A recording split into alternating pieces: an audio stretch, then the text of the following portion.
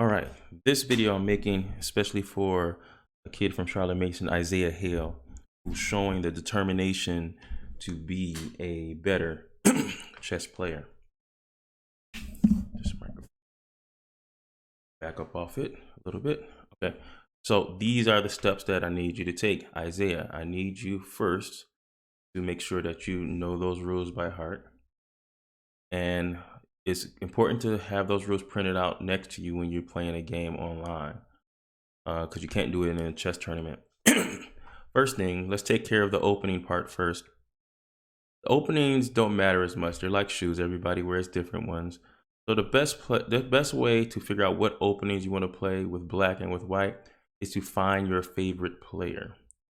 So I'm going to show you how you would do that. You go to chessgames.com. And this is something I did when I was starting my play as well. In chessgames.com, go to, let's see, there's a bunch of players here. So you can look through. I mean, there's a lot of stuff, things that you can click here to figure out, to find out about different players, and videos like Bobby Fischer. Magnus Carlsen is the world chess champion now. But here, my favorite player is Anatoly Karpov. So I will go Karpov here, hit find chess games. And then once I did that, I found out everything about him. There's 3,610 games here in this database. He's played more, but this database has a limit of 3,610 for Anatoly Karpov. And it also breaks it down to what he does with white and black. You see with white, he plays Sicilian defense, King's Indian defense when someone plays d4, Queen's Indian defense if someone plays that way with black against him after he plays d4. And he plays e4 too, so he's faced the Sicilian defense. He's playing the white side of that. Ruy Lopez, he's playing the white side of that opening. And Queen Gambit decline, and the Grunfeld here is his 5 main things, or the ones that he's played the most against with white. More importantly is black. This is what he does when e4 is the response. So here, you can kind of just click on here and look at his games in his opening. And what you want to do is when you study your favorite player, you want to have your rules next to you and see how your opponent handles a backwards pawn. Your opponent handles a development lead. Your opponent handles when they're down in space, or they have an isolated pawn, or they're going against an isolated pawn. So that's how these favorite players who are grandmasters, they demonstrate in many different ways to use those imbalances that we study as our system. So that is the start. And then once you find that player and you study, then you start to play the opening that they play, and hopefully the middle game, and leading into the end game as well, by going to chesskid.com and playing there. Now, I will say when you play on chesskid.com, the openings won't look like the ones you study with Karpov, because even though you might play the moves from Karpov or your favorite player, the other person that you're playing is not as good, so you won't be mimicking the moves that you see in these games. So you're going to have to really lean on the imbalances in the beginning of the game all the way through. So you would go to chesskid.com and play your games here until you get to like 1400. Then I'm gonna suggest that you go to chess.com or LI Lee Chess, and that way you get to play the highest and highest of players. And it's okay to play 5-minute games on these websites, because you really want to increase your pattern recognition. The more games you play, the more positions you see, the better, more knowledge you're going to attain. Also, it's important to analyze each game afterwards. So they have engines on these sites, not on ChessKid, which you still can analyze your games without the engine and kind of figure out where you go wrong or where you go right. Or you can send those games to me and I can give you my comments on your games, what you should do, what you need to do to get better. I'm going to show you an example. So I'm going to go here to Lee Chess. Give me there, okay. And game. Gonna play Play a hard game. Oh well. Put it on 2200. Right now, this count I'm over a little over 2200 on this account. And I'm going to show you an example of following the imbalances. Oh, nope, this. Oh.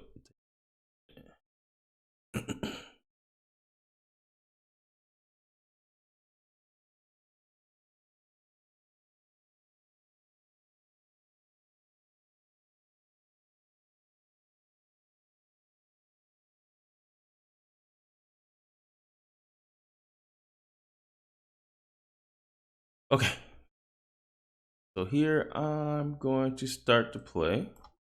So I play d4 and e4 sometimes. d4 is one of my main things lately. And here I'm playing something called the London system. A system is something that usually looks the same way no matter what black plays. Usually, not always. And usually my pieces go go to these same squares. And the reason why that's available is because the pawns have no contact. So you see he goes knight to the rim. I look at my question 3. This is attack a piece of greater value. And I'm willing to trade this off here. Because he wanted to take my bishop. And now this knight is just on the rim. And it's not really doing much there. So here I'm just going to castle. This knight is going to eventually have to come back to the center of the board. So that means that's just a wasted move. And then I'm going to use a space advantage for this game. 3. His king is still in the center.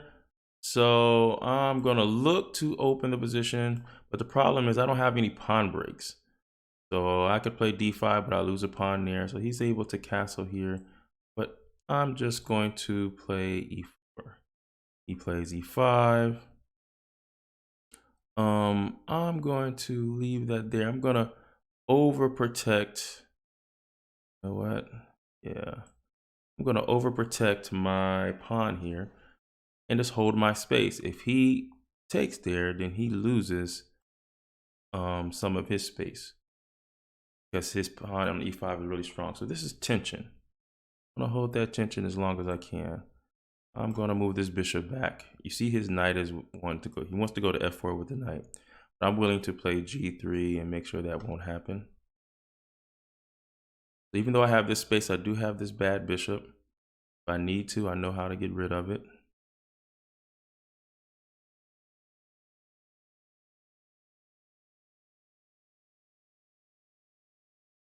First time he's thinking a little bit, but we have a space advantage. Nobody wants to do that.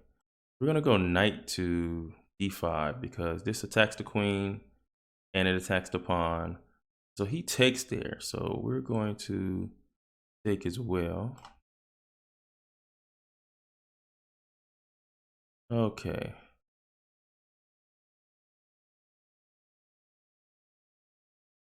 I'm going to bring my rook over here. Looks like the center has a lot of tension here in the center.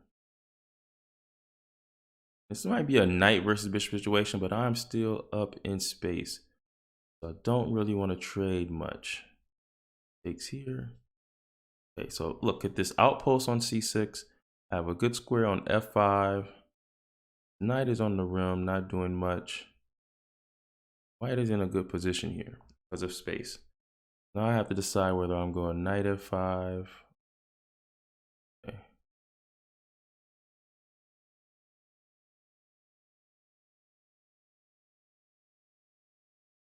Hmm. Hmm.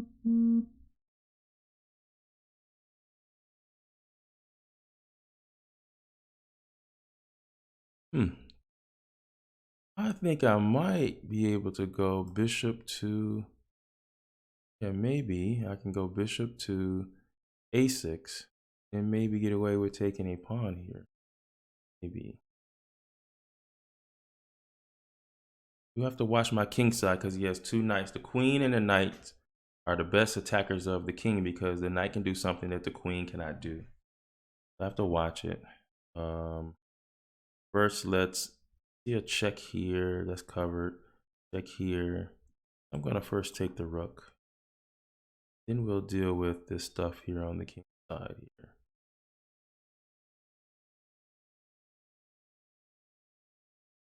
Right.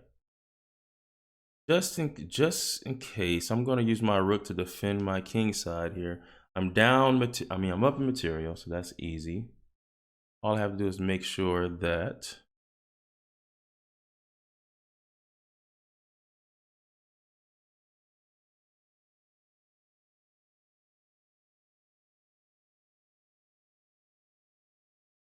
and here is a lot of checks here, so I'm going to pin this.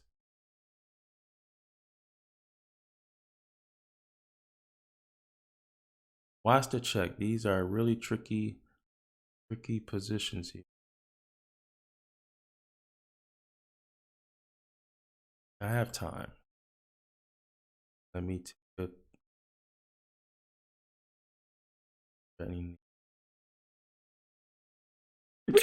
excuse me.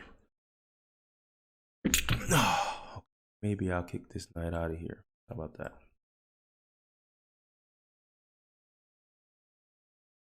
Give me some room.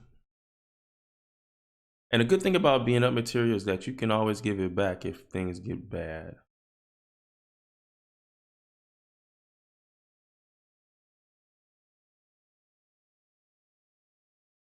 Okay, definitely want to trade that. Look there. Okay.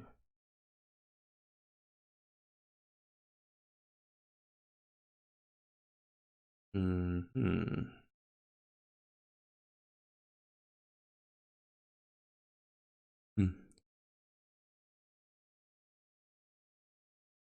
Whoa, almost did something terrible. But you know what? What is he threatening here? Oh, okay. So we can take here. The reason why I say we can take here, because if knight h3 check, well, I guess we can go rook takes h3. All right, so we're just threatening queen to c8 check. I don't know if I would take another pawn. We have enough material. It'd be really nice to get the queen over here to defend, because the only way black can win this is by somehow maneuvering a checkmate pattern. Some type of checkmate pattern here.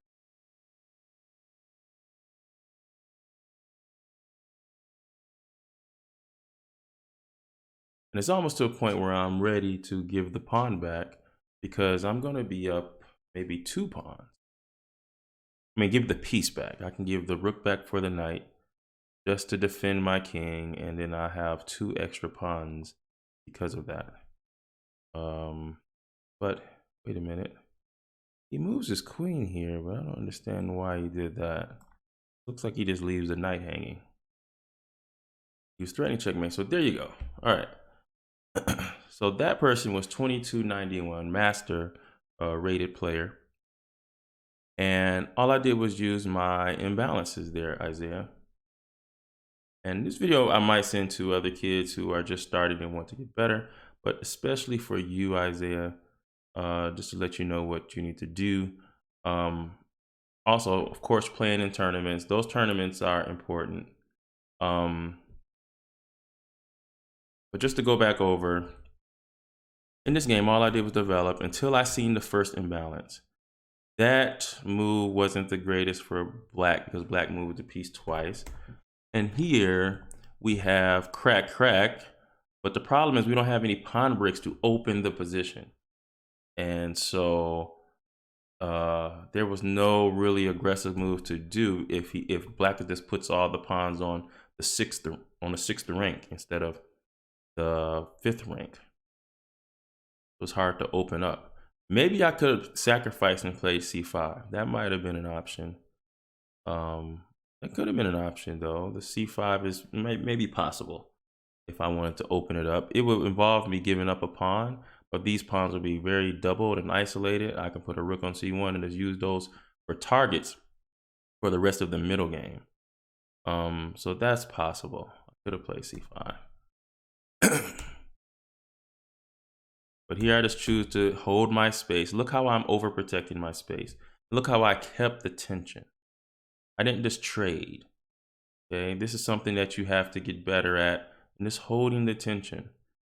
First, because if he releases it, he gets rid of his best pawn on e5. If I release it, I pretty much trade this D pawn for this D pawn on D6 because he's going to take back with that pawn. So that's not good for me. So we kind of want to make the other person push or release the tension. I did this move knowing that after knight f4, I can play g3, which is attack a piece of greater value. And then my bishop stops him from going to h3 with the check. I believe he went there to stop g3 because the knight will be hanging. But I went in here and I allowed this trade because it gave me more space and it took away his strong bishop on this diagonal. And also it made this pawn a backward pawn. And the thing about the backwards pawn is you want to control the square in front of the backward pawn, which we are. I want to protect my pawn there. And I could have went in right now to c6. He would take and I would take, and we still have the square control in front of the backward pawn. So this is a backward pawn imbalance here. But this is a really good move. It wins a pawn, or actually it won an exchange. And black just for the exchange is going for the attack around my king, which is a good decision for black sometimes because he has 1, 2, 3 pieces around the king and I don't have any. Maybe this knight can swing over there. But knowing that, it's important to get some pieces over there, knowing that this is the case. And of course I put my rook over here and I'm looking to trade pieces. I got one trade off.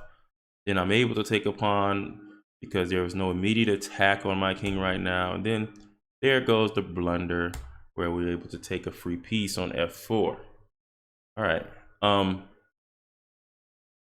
Another thing you could do to get better, Isaiah, and this is what really strengthened me, and I think this will strengthen a lot of players, but it's like a kind of an arduous task to do, is when you play your game, maybe play one game a day, a long game, and annotate that game. What that means is you take a piece of notebook and you write your move down in your notebook, but you also write what you thought at a certain point in the game. You just kind of write your thoughts about what your plan was. And then when your opponent responds, you write how you felt about that move that they played. If you continue to do that in your games, after you play your games, every game will mean much more to you in that situation. And you will take more care of your moves and you will become stronger quicker than anybody that you can ever know. I'm telling you that right now. But that's something that is a lot of kids don't do that type of preparation, but that's something I can guarantee you. If you did something like that, you would get better. All right. If you have any other questions, you can message me for sure anytime. During the day, that's all I do is look at games. So if you have a game that you want me to look at, send it to me or tell me what game it is on Chess Kid, and I'll take a look at it and give my comment. And I hope that you are successful. Actually, I know that you will be successful in this game just because you want to do it. And remember, there is a saying that hard work beats talent when talent doesn't work. Okay. So with that being said, I'll see you in class when I come to the school.